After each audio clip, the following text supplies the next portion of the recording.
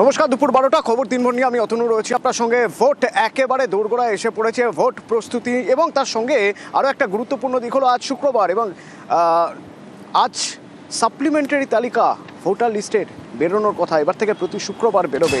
সেই তালিকা বেরোনোর পর কোথাও যাতে কোনো অপ্রীতিকর পরিস্থিতি তৈরি না হয় তার জন্য সিইও আজ বৈঠক, জোড়া বৈঠক সিইওর। একদিকে ভোট পরিস্থিতি, আরেকদিকে এই যে সাপ্লিমেন্টারি তালিকা বেরোবে তার জন্য কোথায় কোথায় কী কী ব্যবস্থা নিতে হবে তার প্রস্তুতি। বৈঠক, এই বৈঠকে কারা কারা থাকবেন, কাদের সঙ্গে হবে বৈঠক, কীরকম কী কী নির্দেশ দেওয়া হতে পারে বলে মনে হয়। আমার সঙ্গে সোমরাজ রয়েছে, কথা বলবো এই নিয়ে। সোমরাজ। হ্যাঁ দেখো, আজকে মোট দুটি বৈঠক রয়েছে, অর্থাৎ জোড়া বৈঠক রয়েছে নির্বাচন কমিশনের। প্রথম বৈঠক রয়েছে রাজ্যের মুখ্য নির্বাচনী আধিকারিকের, যে বৈঠক হবে বিভিন্ন জেলাশাসক, পুলিশ সুপার, পুলিশ কমিশনারকে নিয়ে। দুপুর 12:30টার পর সেই বৈঠক শুরু হবে। মূলত রাজ্যে বিধানসভা ভোটের প্রস্তুতি, বিশেষ করে কেন্দ্রীয় বাহিনী মোতায়েন সহ বিধানসভা ভোটের সার্বিক পরিস্থিতি নিয়ে পর্যালোচনা করা হবে। এছাড়াও বৈঠকে আলোচনা হবে মূলত সাপ্লিমেন্টারি তালিকা যখন নির্বাচন কমিশন প্রকাশ করবে প্রথম দফার, তার পরবর্তীতে আইন শৃঙ্খলা ব্যবস্থা নিয়েও আলোচনা হবে বলে কমিশন সূত্রে খবর। এই বৈঠকটি দুপুর 12:30 থেকে শুরু হবে এবং তারপর দ্বিতীয় বৈঠক হবে পর্যবেক্ষকদের নিয়ে। তুমি জানো, ইতিমধ্যেই রাজ্যে বিধানসভা ভোটকে মাথায় রেখে পর্যবেক্ষকরা রাজ্যে চলে এসেছেন। রাজ্যের 294টি বিধানসভার জন্য 294 জন পর্যবেক্ষক, জেনারেল অবজারভার, পুলিশ পর্যবেক্ষক এসছে 84 জন এবং এক্সপেন্ডিচার অবজারভারও এসছে। সেই পর্যবেক্ষকদের নিয়ে ভার্চুয়ালি পৃথকভাবে বৈঠক করবেন রাজ্যের মুখ্য নির্বাচনী আধিকারিক মনোজ কুমার আগরওয়াল। এই জোড়া বৈঠক আজ রাজ্যের বিধানসভা ভোটকে সামনে রেখে রাজ্যের মুখ্য নির্বাচনী আধিকারিক করবেন, তেমনটাই কমিশন সূত্রে খবর। ধন্যবাদ। এবং যেরকম সোমরাজ বলছিল যে আজ সাপ্লিমেন্টারি তালিকা বা দ্বিতীয় ভোটার তালিকা বেরোতে পারে, সেখানে 23 লক্ষের বিচারাধীন 23 লক্ষের নামের মধ্যে থেকে 15 লক্ষের নাম থেকে যেতে পারে, 8 লক্ষের নাম বাদ যেতে পারে। যদি বাদ যায় তাহলে এই 8 লক্ষের ভোটের ভবিষ্যৎ কি, তা নিয়ে প্রশ্ন উঠছে।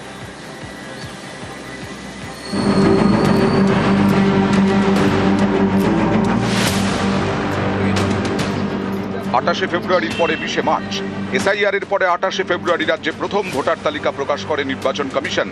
আর 20শে মার্চ অর্থাৎ শুক্রবার প্রথম সাপ্লিমেন্টারি লিস্ট প্রকাশ করার কথা।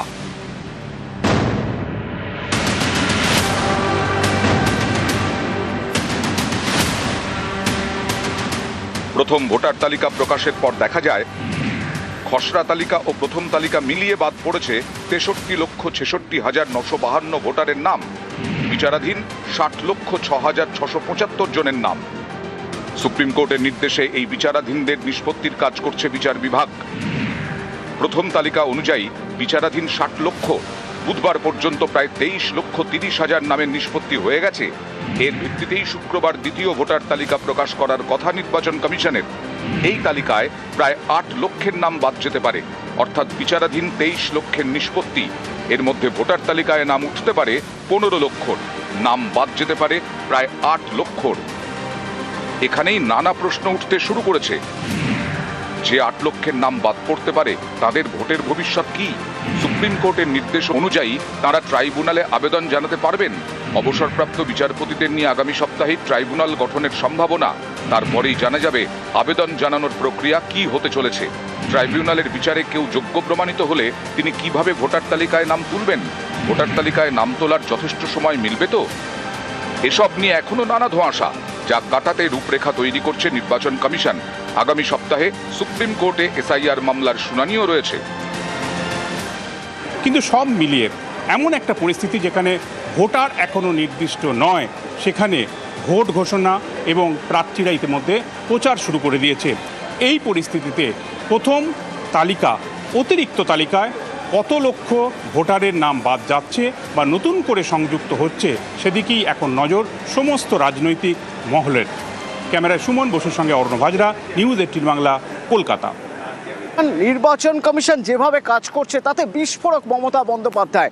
দেখা গেল এক্স চ্যানেলে একই দিনে দুবার তিনি কড়া ভাষায় নির্বাচন কমিশনের কাজের সমালোচনা করলেন।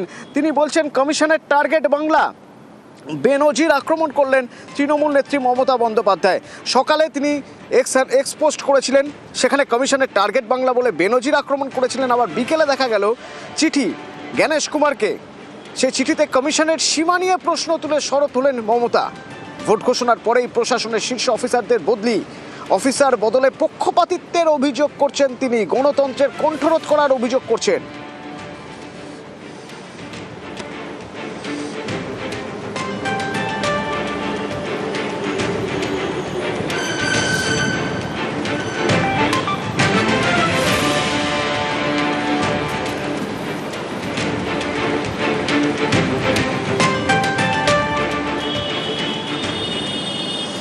যেভাবে নির্বাচন কমিশন কাজ করছে তাতে মমতা বন্দ্যোপাধ্যায়ের সরব প্রতিবাদে মুখর। তার সঙ্গে এবার কমিশনকে অল আউট চাঁচাছোলা ভাষায় আক্রমণ করছেন ওমর আবদুল্লাহ।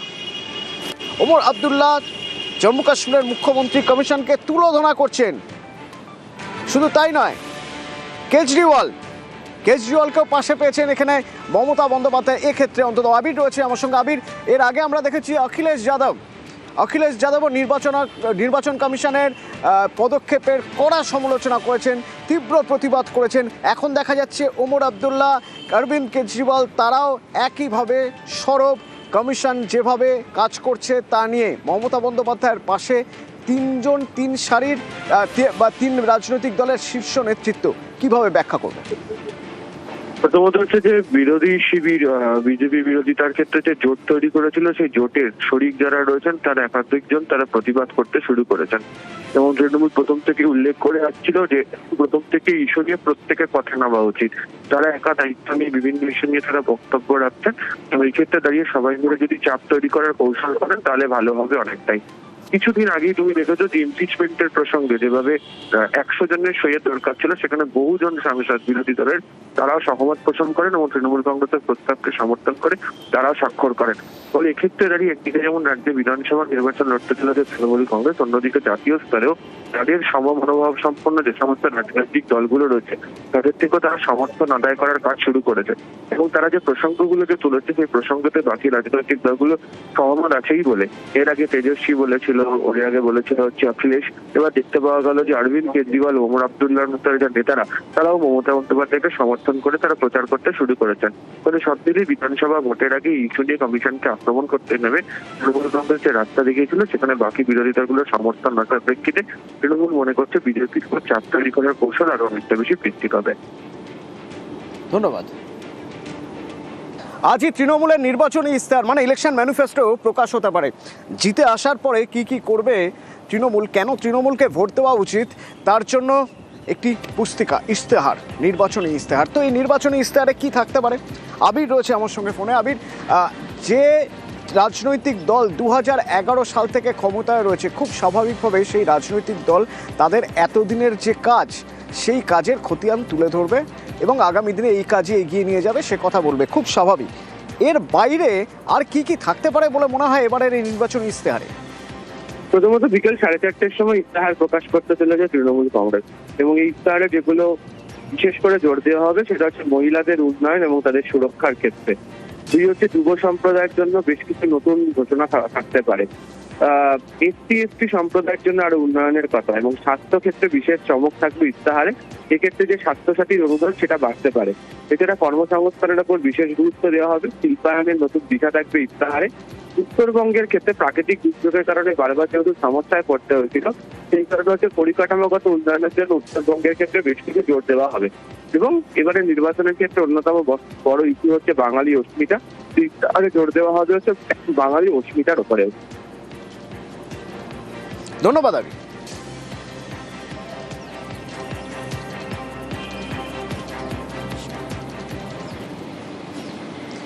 এবং মমতা বন্দ্যোপাধ্যায় এবার দাঁড়াচ্ছেন তিনি ভবানীপুর থেকে ভোটে। ভবানীপুর, আমরা বলছি এবারের ভোটের ভর কেন্দ্র। ভবানীপুর থেকে শুভেন্দু অধিকারীও দাঁড়াচ্ছেন, কিন্তু শুভেন্দু অধিকারীর প্রচারকে তৃণমূল গুরুত্ব দিতে নারাজ। তৃণমূল চাইছে একেবারে ডোর টু ডোর ক্যাম্পেইন এবং নতুন স্লোগান, তা হলো উন্নয়ন ঘরে ঘরে, ঘরের মেয়ে ভবানীপুরে।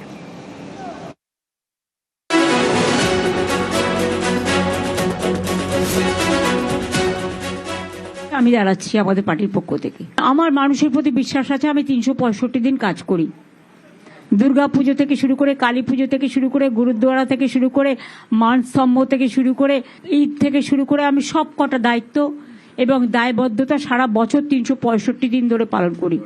আমার কাছে এটা একদিনের লড়াই নয়, 365 দিন মানুষের সাথে থাকি। মুখ্যমন্ত্রীর কেন্দ্র ভবানীপুর। ভবানীপুরে নিজের অফিসে বৃহস্পতিবার রণকৌশল বৈঠক সারলেন তৃণমূলের রাজ্য সভাপতি সুব্রত বক্সী। বৈঠকে ছিলেন সহ সভাপতি জয়প্রকাশ মজুমদার, ফিরহাদ হাকিম এবং ভবানীপুরের একাধিক কাউন্সিলররা। তৃণমূল নেত্রী নির্বাচনী কেন্দ্রে কিভাবে প্রচারে ঝড় তুলতে হবে সেটাই ছকে ফেলা হয়েছে এই বৈঠকে। ঠিক হয়েছে নয়া স্লোগান। এবার ভবানীপুরে তৃণমূলের স্লোগান, উন্নয়ন ঘরে ঘরে, ঘরের মেয়ে ভবানীপুরে। উন্নয়ন ঘরে ঘরে, ঘরের মেয়ে ভবানীপুরে, এটাই মূল উদ্দেশ্য আমাদের। তৃণমূলের দুর্গ ভবানীপুর, সেখানে জোর দেওয়া হচ্ছে ডোর টু ডোর প্রচারে। এদিনের বৈঠকে সিদ্ধান্ত নেওয়া হয়েছে ভবানীপুরের প্রতিটি বহুতলে এবং বাড়ি বাড়ি গিয়ে প্রচার করা হবে। প্রয়োজনে একই বাড়িতে একাধিকবার যেতে হবে। মমতা বন্দ্যোপাধ্যায় একাধিক সভা এবং মিছিল করবেন। 2021 সালে শোভনদেব চট্টোপাধ্যায়কে ভবানীপুর থেকে প্রার্থী করে তৃণমূল 28,719 ভোটে তিনি হারিয়ে দেন বিজেপির রুদ্রনীল ঘোষকে। 21-এ মমতা বন্দ্যোপাধ্যায় লড়েন নন্দীগ্রাম থেকে। সেখানে বিজেপির টিকিটে জেতেন শুভেন্দু অধিকারী। উত্তর 24 পরগনার খড়দা বিধানসভা থেকে জেতেন কাজল সিনহা। কয়েকদিন পরেই তাঁর মৃত্যু হয়। উপনির্বাচনে খড়দা থেকে প্রার্থী করা হয় শোভনদেব চট্টোপাধ্যায়কে। আর ভবানীপুরে উপনির্বাচনে লড়েন মমতা বন্দ্যোপাধ্যায়। বিজেপি প্রার্থী প্রিয়াঙ্কা টিব্রেওয়ালকে হারান। 21-এ মমতা জেতেন 58,835 ভোটে। 24-এর লোকসভা ভোটে ভবানীপুরে তৃণমূল লিড নেয় 8,297 ভোটের। 28শে ফেব্রুয়ারি কমিশনের প্রথম ভোটার তালিকা অনুযায়ী ভবানীপুর কেন্দ্র থেকে বাদ গিয়েছে 47,129 জন ভোটারের নাম। In my constituency, I told you 60,000. Instead of that, I will win from Bhawanipur. Even there is a one vote. মুখ্যমন্ত্রীর কেন্দ্র, প্রতিপক্ষ বিরোধী দলনেতা একে গুরুত্ব দিচ্ছে না তৃণমূল। তাদের টার্গেট ভবানীপুরে জয়ের মার্জিন 21-এর থেকেও বাড়ানো। গোটা রাজ্যের যিনি মুখ্যমন্ত্রী তিনি ভবানীপুরের ঘরের মেয়ে। আর এই ঘরের মেয়ে স্লোগানকে সামনে রেখেই বিধানসভা নির্বাচনের 2026-এ ভবানীপুর কেন্দ্রিক প্রচারে জোর দিতে চাইছে হচ্ছে তৃণমূল কংগ্রেস। একই সঙ্গে বুঝিয়ে দেওয়ার প্রচেষ্টা 2021-এর উপনির্বাচনে যে ব্যবধান বিরোধী প্রার্থীর সঙ্গে তৃণমূল কংগ্রেসের মমতা বন্দ্যোপাধ্যায় করেছিলেন, সেই 58,000 ভোটের ব্যবধানকে ছাপিয়ে গিয়ে যেন 60,000-এর বেশি ভোট তৃণমূল কংগ্রেস পেতে পারে। সেই রণকৌশল নিয়েই তৃণমূল কংগ্রেস আগামী দিনে ভবানীপুর জুড়ে প্রচার করার সিদ্ধান্ত নিল। ক্যামেরা রাজীব সিংয়ের সাথে আবির ঘোষাল, নিউজ 18 বাংলা, কলকাতা।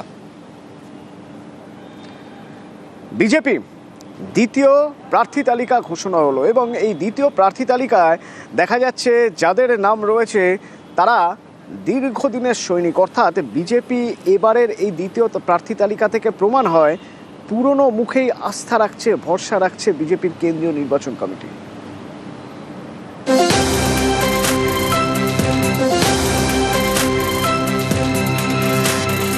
পাহাড়ে 3টি বিধানসভা আসন, দার্জিলিং, কার্শিয়াং ও কালিম্পং। এই 3 কেন্দ্রেই প্রার্থী বদলে দিল বিজেপি। দার্জিলিংয়ের দুবারের বিধায়ক নীরাজ জিম্বা, জিএনএলএফ এর নেতা, এবার তাঁকে টিকিট দেয়নি বিজেপি। দার্জিলিংয়ে বিজেপির টিকিটে লড়বেন নমন রায়, যিনি গোর্খা জনমুক্তি মোর্চার নেতা। राजनीति में कभी 2 कदम आगे 3 कदम पीछे लेना पड़ता है, क्योंकि हमारा एमएलए के ऊपर तो इलेक्टोरल अलायंस नहीं है, हमारा तो बीजेपी के साथ मुद्दा के ऊपर अलायंस है। तो 2 बार मेरे को तो टिकट दिया था, 2 बार जनता ने भी मेरे को विजय तुलाया था। तो ठीक है, इस बार नहीं दिया है तो दूसरे कोई और को दिया है। हाँ, गठबंधन जरूर रहेगा। 2021-এ কার্শিয়াংয়ে জেতেন বিজেপির বিষ্ণু প্রসাদ শর্মা। গত ফেব্রুয়ারিতে তিনি বিজেপি ছেড়ে তৃণমূলে যোগ দেন। এবার কার্শিয়াংয়ে বিজেপি টিকিট দিয়েছে সোনাম লামাকে। কালিম্পংয়ে বিজেপি প্রার্থী করেছে ভরত ছেত্রীকে, যিনি ভারতীয় হকি দলের প্রাক্তন অধিনায়ক। পুরুলিয়ার জয়পুর থেকে বিজেপি সমর্থিত প্রার্থী বিশ্বজিৎ মাহাতো।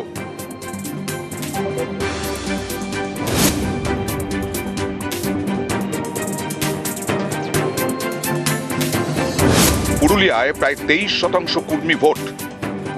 এই কুর্মীদের মন পেতে তাদের নেতা অজিত মাহাতোর ছেলে বিশ্বজিৎ মাহাতোকে সমর্থন করছে বিজেপি। বিশ্বজিৎ দাঁড়িয়েছেন জয়পুর কেন্দ্র থেকে। বিশ্বজিৎ মাহাতোর নানা মন্তব্যে বিতর্ক হয়েছে। অনেকের মতে এই কারণেই বিজেপি সরাসরি তাদের টিকিট না দিয়ে সমর্থন জানাচ্ছে। আমি মানুষের জন্য কাজ করতে চাই, আমাকে সুযোগ করে দিয়েছে, ওই জন্য বিজেপি পার্টিকে অশেষ ধন্যবাদ।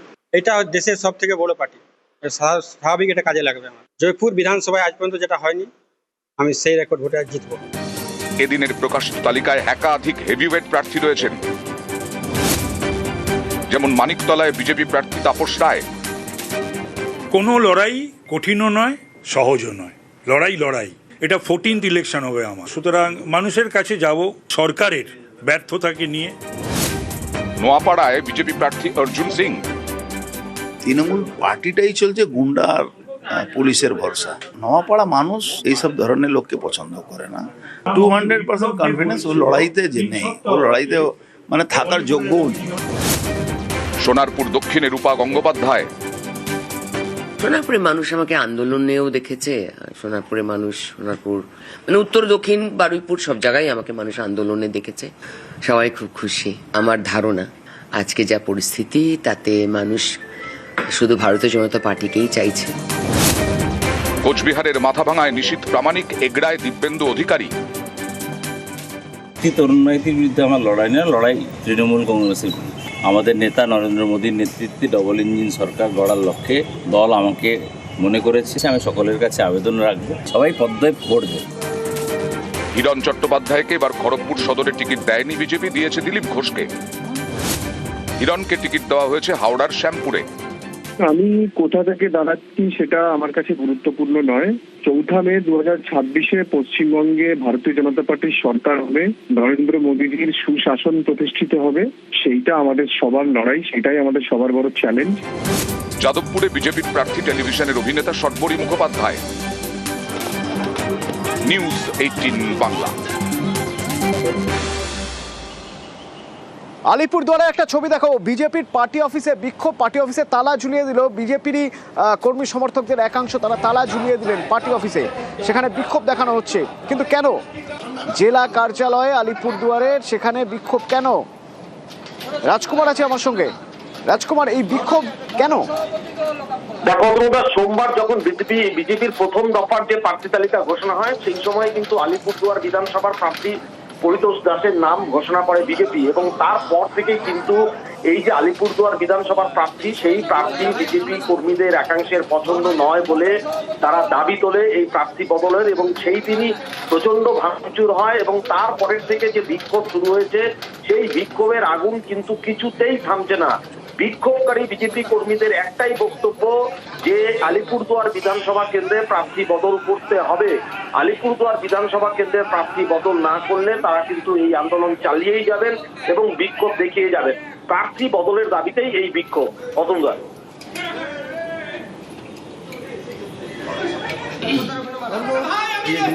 যে আলিপুরদুয়ার জেলা সভাপতি এবং রাজ্য নেতৃত্বদের বলা হয়েছিল সকাল থেকে আসার জন্য, তার জন্য অনির্দিষ্টকালের জন্য আজকে এই মনস্টিকার অফিস এবং ভারতীয় জনতা পার্টির অফিস টোটাল সাথে যতক্ষণ না বসবে ওরা, আর মনস্টিকা এবং দীপক বর্মন কিসের ভয় এত কার্যকর্তাদের সাথে দেখা করার জন্য আসতে পারে না ওরা।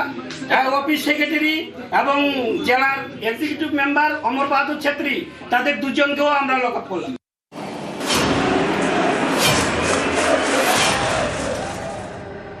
অধিকারী, পাপিয়া অধিকারী টালিগঞ্জে বিজেপির প্রার্থী। পাপিয়া অধিকারী টলিপাড়ায় চেনা মুখ, তিনি প্রচার শুরু করলেন। তবে প্রচার শুরু করলেন বোড়ালে ত্রিপুরেশ্বরী মন্দিরে পুজো দিয়ে প্রচার শুরু করলেন, এবং দেখা গেল তার প্রচারে তিনি জনসংযোগে জোর দিচ্ছেন।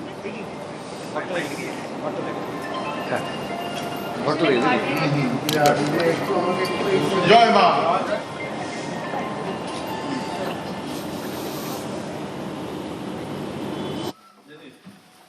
পারবেন